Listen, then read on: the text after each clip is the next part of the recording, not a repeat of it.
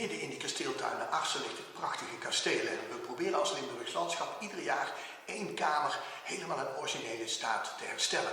En voor dit seizoen hadden we de klavierzimmer in beeld. En we doen dat op basis van historisch onderzoek. En hier ziet u de situatie in 1911, waarin eigenlijk de haard nog helemaal vol zit met de antieke haardstenen. Maar als we het kasteel in de jaren 80 gaan restaureren, dan zitten er in die haard eigenlijk nog maar een paar stenen. Dat ziet u op deze foto.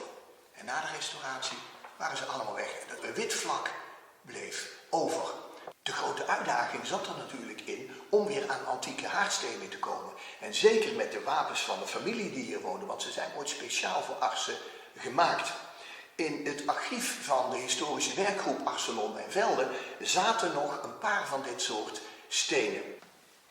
En toen bakte Monique 110 nieuwe tegels. Je ziet het verschil met de oude tegels helemaal niet. En haar goud van de historische werkgroep Arsenon en Velde die reconstrueerde de hele antieke haardpartij. En toen werden de tegels gemonteerd en zo komt u bij een bezoek aan de kasteeltuin Arsen de klavierzimmer weer in grandeur